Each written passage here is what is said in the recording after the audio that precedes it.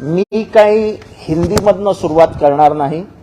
जरी आंतरराष्ट्रीय राष्ट्रीय वृत्तपत्र आणि प्रसारमाध्यमं सगळी आली असली तरी मला माझ्या भाषेचा अभिमान आहे. त्यामुळे मी पहिल्यांदा मराठीतनंच बोललो.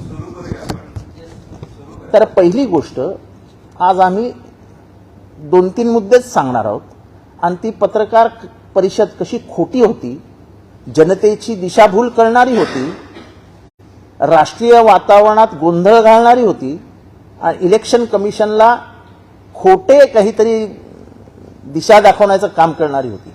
हे माझ्या हातात पत्र आहे. दिस इज डेटेड 8 मार्च 2023.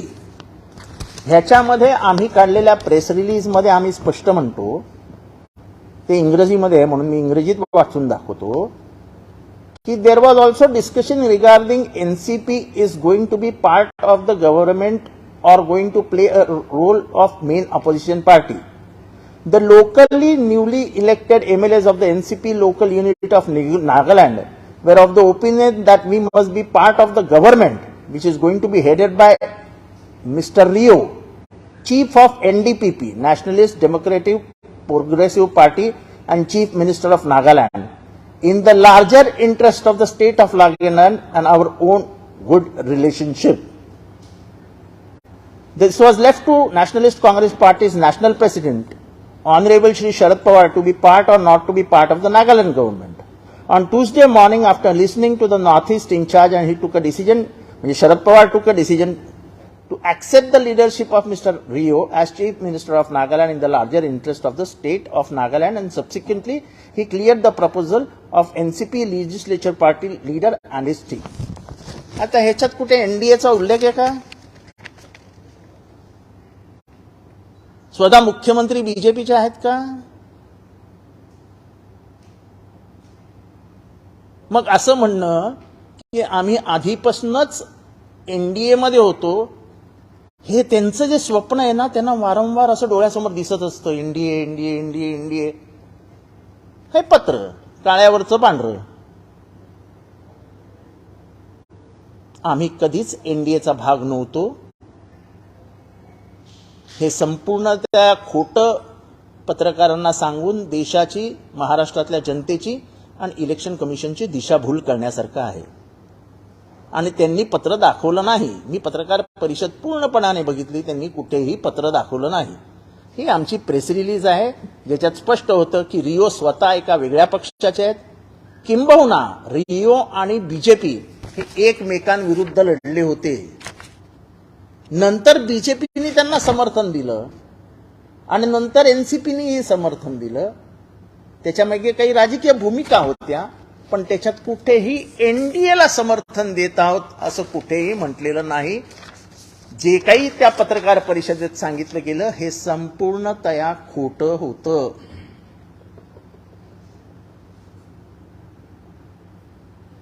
इतक्या मोठ्या माणसाने इतकं खोटा बोलावं हे अपेक्षित नाही.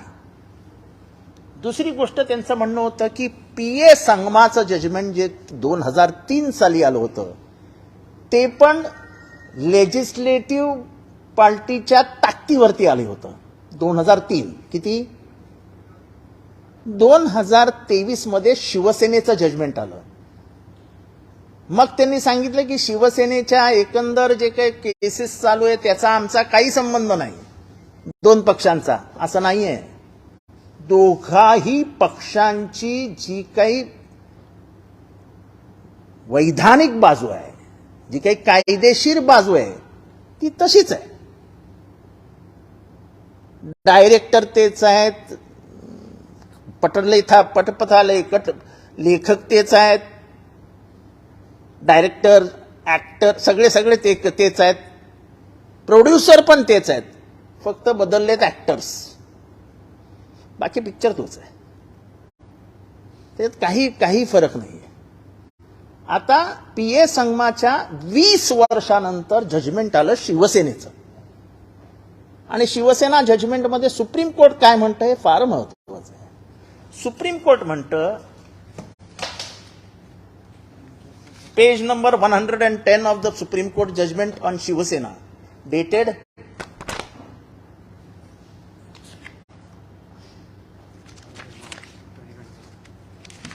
मार्चमध्ये आलेलं जजमेंट आहे ते. In arriving at this decision, हे असं सुप्रीम कोर्ट म्हणतं, it is not necessary for the ECI to rely on the test of majority in the legislature alone. हे महाराष्ट्राच्या बाबतीत म्हणतंय.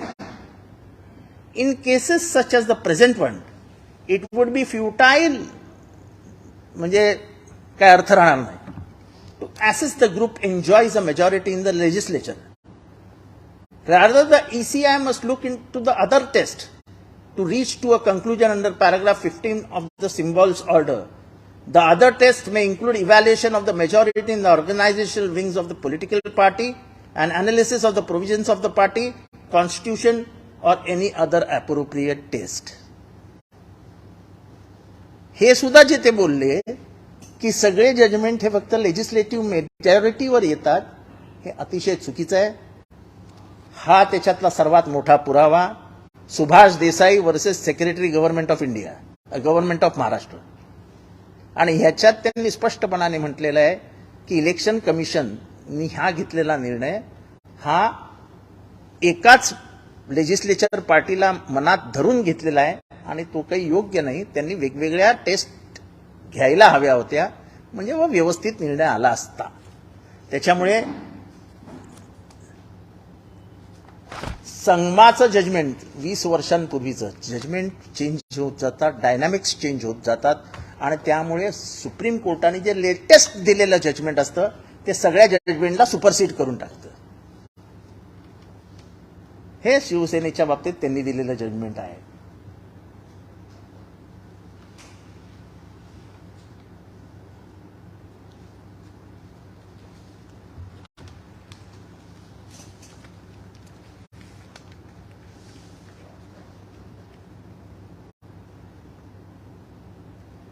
आणि हे सर्वात महत्वाचं आहे की if the faction which enjoys the majority in the house is disqualified soon after being adjudicated to be the political party, the very foundation of their claim of being the political party no longer subsists. Even if they are not disqualified, the foundation of their claim is still on uncertain ground at the time of adjudication. This is not constitutionally desirable outcome. ह्याचा अर्थ असा की जेव्हा त्यांच्या विरोधात disqualification petition file केलं जातं त्यांच्या सदस्यतेवरच प्रश्नचिन्ह निर्माण होतं. त्याच्यामुळे ज्यांच्या सदस्यतेवर प्रश्नचिन्ह आहे अशांची मोजणी पक्षाचा माप मोजण्यासाठी घेण्यात येणं हे चुकीचं आहे असं सुप्रीम कोर्टाचं म्हणणं आहे, माझं नाही. आणि त्याचे हे पुरावे ते हे सगळे जजमेंट्स आहेत. आणि हे सर्वात महत्वाचं, to hold that it is a legislative party which appoints the whip would be to sever the figurative umbilical cord which connects a member of the house to the political party. It would mean that legislature could rely on the political party for the purpose of setting up them for election, that their campaign would be based on the strength and the weakness of the political party and its promises and policies, and that they could appeal to the voters on the basis of their affiliation with the party, but that they can disconnect themselves entirely from that very party and be able to function as the group of MLAs which no longer owes even a hint of alliance to the political party. This is not the system of governance that is envisaged by the Constitution. In fact, the 10th schedule guards against precisely this outcome. आता ह्याचा अर्थ असा की मला पक्षाने उमेदवारी दिली, माझ्या पक्षाच्या एबी फॉर्मवरती पक्षाच्या ज्यांनी नेमणूक केली आहे त्यांनी सही केली, शरद पवार साहेब माझ्या प्रचाराला आले, आम्ही एक महाराष्ट्र राज्याला स्वप्न दाखवलं, त्याची पूर्तता करू असं सांगितलं. हे सांगितल्या नंतर लोकांनी घड्याळाचं बटन दाबून आम्हाला मतदान केलं.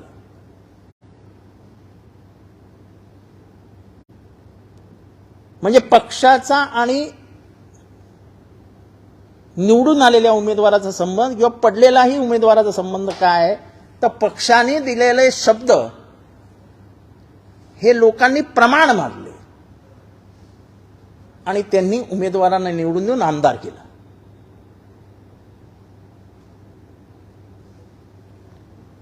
प्रत्येक आई जेव्हा मुलाला जन्म घालते तेव्हा एक नाळ असते, नाळ. आमदारांची पक्षाची एक नाळ असते, ती तुम्हाला अशीच तोडता येत नाही. ज्याला त्यांनी इथे म्हटलेलं इंग्लिशमध्ये umbilical cord, umbilical cord, which cannot connect the member of the house to the political party. म्हणजे मी उद्या आमदार झालो आणि उद्या ठरवलं मी की जाऊ दे रे, सोड ना यार, समोर जाऊन बसू, असं नाही चालत. आणि म्हणून ह्याच्यामध्ये त्यांनी सांगितलेलं आहे की जो राजकीय पक्ष आहे त्यालाच व्हीप अपॉइंट करण्याचा अधिकार आहे आणि त्यालाच नेतृत्व कोणी करावं हे देखील सांगण्याचा अधिकार आहे. आणि म्हणून त्यांनी शिवसेनेच्या जजमेंटमध्ये व्हीप सुनील प्रभूला दिलं आणि leader of the house Ajay Chaudhari यांना दिलं. तर तुमच्या ही गोष्ट लक्षात आली असेल की कुठल्याही खोट्या आधारावरती पत्रकार परिषद घेऊन तुम्ही महाराष्ट्राची दिशाभूल करू शकत नाहीस. भावनिकरित्या बोलायचं झालं तर ह्या पक्षाचा जन्मदाता कोण आहे? अख्ख्या महाराष्ट्राला माहिती आहे की पूर्ण देशामध्ये या पक्षाचा निर्माता शरद पवार आहेत.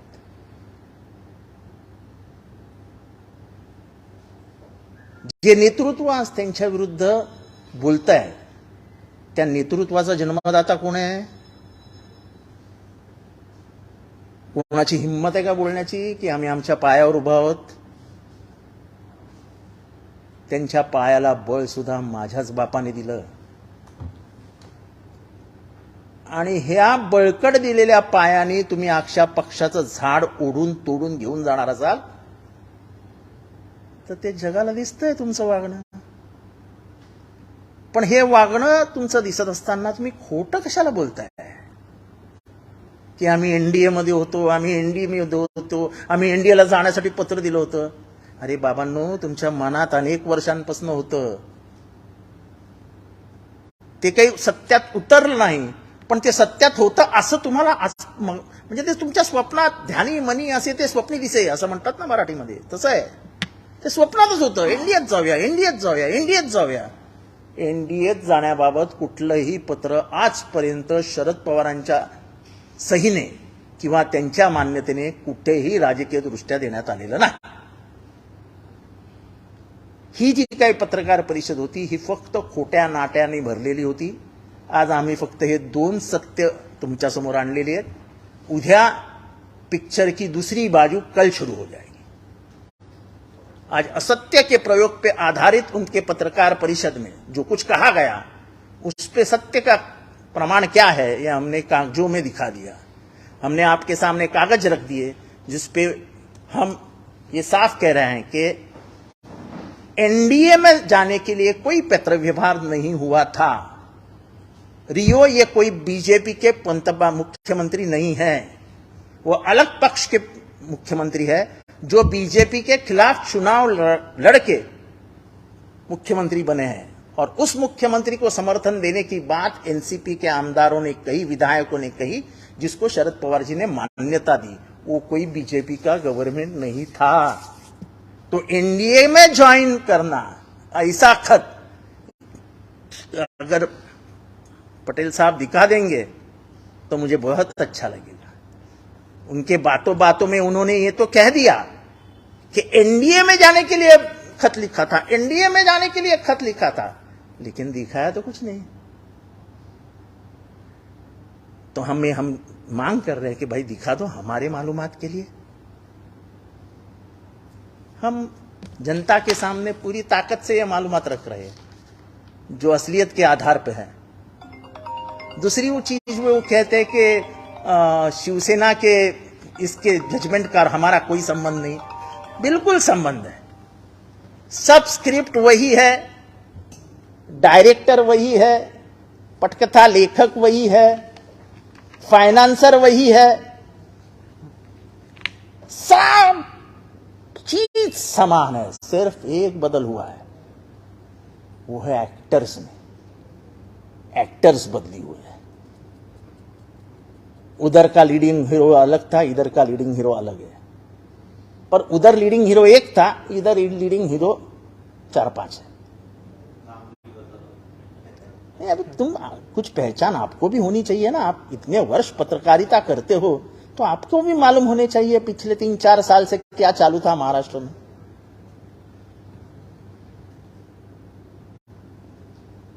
दूसरी चीज जो उन्होंने संगमा के जजमेंट का कहा 2003 के, तो 2003 के बाद 20 साल के बाद एक जजमेंट आया जो शिवसेना से निगडित है, जो महाराष्ट्र के आज के इस राजनीति में जो कुछ दावे चल रहे हैं उसके ऊपर आया। उसके ऊपर सुप्रीम कोर्ट ने साफ कहा कि तुम लेजिस्लेटिव पार्टी, विधायक दल की ताकत के ऊपर पक्ष नहीं ले सकते हो। पक्ष की बहुत सारी बातें होती हैं, उसको परिप्रेक्ष्य में रख के ही आपको निर्णय लेना होगा। उन्होंने इलेक्शन कमीशन से कहा, उन्होंने कहा कि पॉलिटिकल पार्टी और आमदार, इनका एक अंदरूनी रिश्ता होता है। जब मां जन्म देती है तो जो जिसको बोलते हैं नाड़, वैसा रिश्ता होता है, वो ऐसा तोड़ा नहीं जाता है। ऐसी बहुत सारी बातें इस जजमेंट में लिखी गई है, जो जजमेंट लेटेस्ट आता है उसको जजमेंट को प्रमाण माना जाता है। वो सब जजमेंट को खारिज कर देता है। तो शिवसेना का जजमेंट हमें लगता ही नहीं, उनकी केस कुछ है ही नहीं, हमारे से कोई रिश्ता ही नहीं, ऐसा नहीं होता है। आप भी फूटे, वो भी फूटे, वही केस सुप्रीम कोर्ट में गई, उसी तरीके से चलेगी। तो आपका इस विधान से आप शायद लोगों को मूर्ख बनाना चाहते हैं, लोगों को गलतफहमी लोगों में निर्माण करना चाहते हैं, और अपने अस्तित्व को हम हमारे बलबूते पे खड़े हैं ऐसा दिखाना चाहते हैं। पर अगर भावनिक बात कहूं तो क्या इस बात से आप इनकार कर सकते हो कि इस पार्टी का जन्मदाता शरद पवार है? क्या आप इस बात से कभी इनकार कर सकते हो कि तुम्हारी जो आज की लीडरशिप है उसके भी जन्मदाता शरद पवार ही है? तो किसी बाप ने किसी को जन्म दिया है,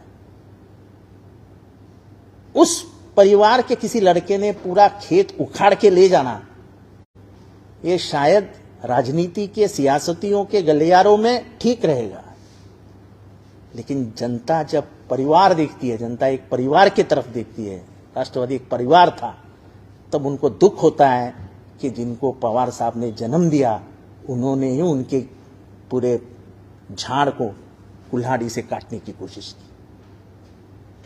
आप सुप्रीम कोर्ट, हाई कोर्ट, इलेक्शन कमीशन कुछ भी बोलते रहिए, बात यह है कि ये पेड़ लगाया था किसने, इस पौधे का इतना बड़ा वृक्ष बनाया किसने, वो वृक्ष जिसके हाथ में है उससे हाथ से छीनने का नैतिक अधिकार आपको है क्या? आप बार बार कहते हैं कि इलेक्शन कमीशन, मुझे लगता है इनको इलेक्शन कमीशन ने कह दिया है कि भाई तुम हमारा प्रवक्ता मत बनिए, आप तारीख मत दीजिए कि इस तारीख को हो जाएगा, इस तारीख को हो जाएगा। आप लगते कौन हो इलेक्शन कमीशन के? इलेक्शन कमीशन जहां तक हमारी सोच पहुंचती है एक स्वतंत्र बॉडी है जो अपने स्वतंत्र अधिकार रखती है और जिसको संविधान से मान्यता मिली है। वो तो तारीख जाहिर कर रहे थे, इस तारीख को ये निर्णय आएगा, इस तारीख को ये निर्णय आएगा। हम इधर ऐसे धक्का खा रहे थे, अरे ये क्या हो रहा है? अभी वो बोले हैं कुछ नवंबर दिसंबर तक आ जाएगा, यानी अभी डेट नहीं बोले, अभी मंथ बोले हैं, यानी उनको मालूम है, लगता है कि इलेक्शन कमीशन में क्या होने वाला है। हो सकता है उनके सियासती दिल्ली में ज्यादा संबंध है तो उनको पता चलता होगा। अभी के लिए सिर्फ इतनी बात मैं रखता हूं।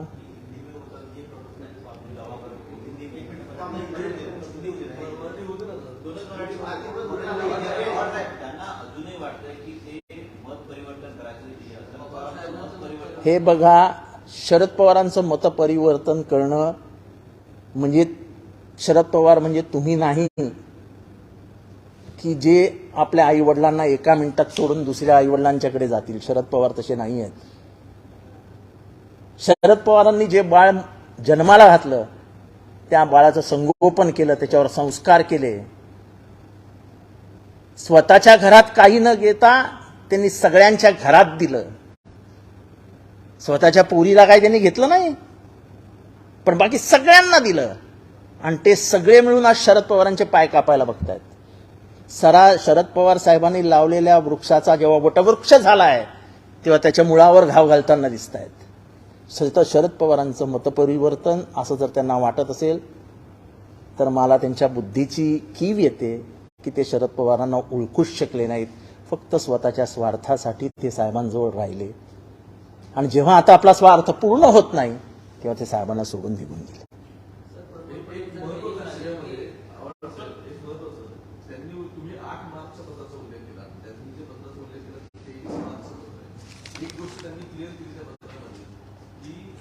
आम्ही थेट बीजेपी सोबत किंवा थेट एनडीए सोबत आम्ही जात नाही असं म्हणजे त्यांच्या पत्रकारात त्यांनी म्हटलेलं होतं. त्यांनी असं म्हटलेलं होतं की तिथले सीएम आहेत त्यांना आम्ही एक्झॅक्टली त्यांना आम्ही सपोर्ट करतोय. सो इनडायरेक्टली आम्ही एनडीए सोबत. अहो पण ते एनडीए बरोबर नव्हतेच ना. तो मुख्यमंत्रीच वेगळ्या पार्टीचा आहे. हे काय माझं असं म्हणणं आहे की 8 मार्च आणि 23 मार्च अशी दोन वेगवेगळी पत्र. नाही, मला माहित नाही त्यांनी 23 मार्चला त्यांनी कुठल्या सहीचं पत्र पाठवलं मला माहित नाही. कारण का पक्ष 30ला काहीतरी झाला वगैरे. त्यांनी 23 मार्चचं कुठलं पत्र मला माहित नाही. 30 मार्चपर्यंत तरी शरद पवारच अध्यक्ष होते ना. अगदी नाही म्हटलं त्यांच्या आक्षेपाला आपण दिलं तरी तेच होते ना. मग त्यांचं हे 8 मार्चचं पत्र हे तुमच्या समोर आहे ना. ह्याच्यात कुठे एनडीए शब्द येतो, ह्याच्यात कुठे बीजेपी शब्द येतो. नाही, 23 मार्चला दुसरं पत्र देण्याचा अधिकारच कोणाला नाहीये. हा अधिकाराचा प्रश्न आहे. तुम्ही म्हणताय की एनडीए सोबत मनामध्ये आधीपासूनच होतं, तर म्हणजे कुठल्या आधारावर म्हणता आणि असं काम नाही. आम्हाला सगळ्यांना माहिती आहे ना. आम्हाला सगळ्यांना माहिती आहे ना. त्यांच्या मनात काय होतं ते ईश्वर जानो, त्यांचं त्यांना माहित असं. मला माहित नाही त्यांच्या मनात काय आहे. पण पवार साहेबांनी एक विचारधारा जी 65-70 वर्ष आपल्या खांद्यावर वाहिली आहे. आज महाराष्ट्राच्या पुरोगमित्वाचा चेहरा, फुले शाहू आंबेडकरांचा चेहरा कोण असं जर महाराष्ट्रातल्या कॉलेजला जाणाऱ्या विद्यार्थ्यालाही विचारलं तर तो बोट शरद पवार साहेबांकडे दाखवतो. ती विचारधारा सोडून ते जातीयवादी शक्तींबरोबर जातील हे म्हणजे अपेक्षित म्हणजे विचार करण्याच्या पलीकडचं आहे. त्याच्यामुळे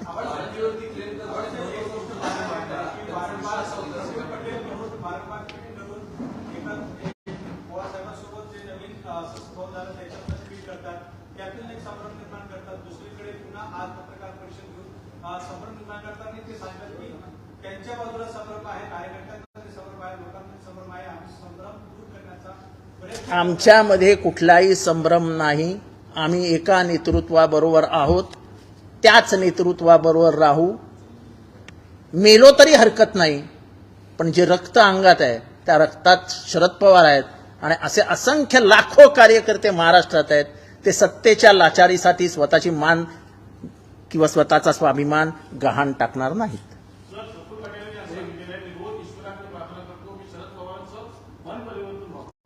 ते कुठल्या ईश्वराला प्रार्थना करतात माहित नाही, पण आमच्या विठ्ठलाचं मतपरिवर्तन होणं हे इतकं शक्य गोष्ट हे वो ना के बराबर आहे.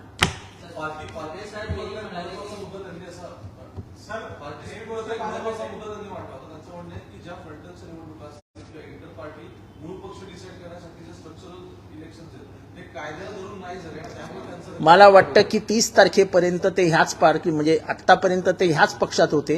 पण सगळ्या पत्रांवरती त्यांच्याच सह्या आहेत. म्हणजे एखादा माणूस किती खोट्या सह्या करतो हे त्याच्यावरनं सिद्ध होतं. नाही तर ते बोलतात ते तरी खोटं हे सिद्ध होतं. म्हणजे ते त्यांनी एक तर स्वतः जनतेसमोर येऊन सांगितलं की मी सगळं खोटंच केलं होतं आयुष्यभर. कारण सगळं त्यांच्याच हातात होतं. त्यांनी शरद पवारांना अध्यक्ष म्हणून जाहीर केलं. आणि पत्रकार परिषद 3 तारखेची 3 मार्च ते आमचे दैवत आहेत, ते आमचे विठ्ठल आहेत, ते आमचे पांडुरंग आहेत. 3 जुलै. ते आमचे पांडुरंग आहेत, ते आमचे दैवत आहेत, ते आमचे गणपती आहेत, ते आमचे मारुती आहेत. सगळं एवढंच चालू होतं ना. आमचे राष्ट्रीय अध्यक्ष तेच आहेत, दुसरा नेताच आम्ही मानत नाही. हे सगळे टीव्हीवर आहे ना, सगळे बोललेलं काय कुठे गेलेलं नाही ना. पवारसाहेबांना भेटायला गेले होते. काही नेते शरद पवार साहेबांना वायली चव्हाणला भेटायला गेले आणि त्यावेळेस आपल्या घरून त्यांनी म्हटलं की विठ्ठलला आम्हाला सांभाळून घे. असं आहे की आमचा विठ्ठल सगळ्यांना सांभाळतो. आमचं विठ्ठलाचं मन हे सह्याद्री एवढं विशाल आहे. मनात कधीच कटुता नसते, मनात कधीच सूड भावना नसते, मनात कधीच द्वेष भावना नसते. इथे जखम आहे तरी पण ती इथे दिसत नाही. असा आमचा विठ्ठल आहे. जखम कोणाला होत नाही.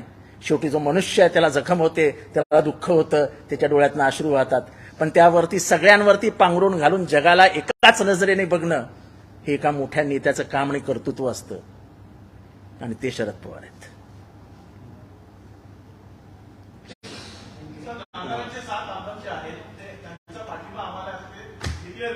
कोण आता उरलेला भाग आहे तो आम्ही उद्या दुपारी 2 वाजताच्या पत्रकार परिषदेत आपल्याला सविस्तररित्या अजून सांगू.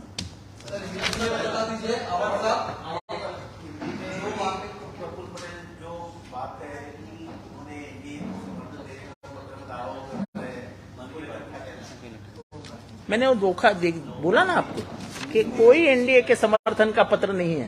ये देखो ये पत्रकार के लिए मालूमात के लिए दिए जो खत लिखा है हमने, वो खत में क्या है कि रियो नाम का जो आदमी है, जो नेशनलिस्ट डेमोक्रेटिक प्रोग्रेसिव पार्टी का नेता बना और बाद में चीफ मिनिस्टर ऑफ नागालैंड बना, उसको समर्थन दिया. यहाँ पे किधर बीजेपी का नाम है क्या? यहाँ पे किधर एनडीए का नाम है क्या? बीजेपी का कोई चीफ मिनिस्टर भी नहीं है. अगर बीजेपी का चीफ मिनिस्टर होता तो बात समझ में आती कि हम पीछे से एनडीए में जा रहे हैं.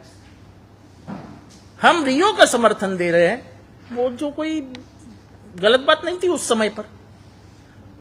अब गलत बात यह है कि उस वक्त उन्होंने एंटी पार्टी एक्टिविटी नहीं की थी. अब उन्होंने एंटी पार्टी एक्टिविटी कर दी है जो उन्होंने उनको समर्थन दिया है.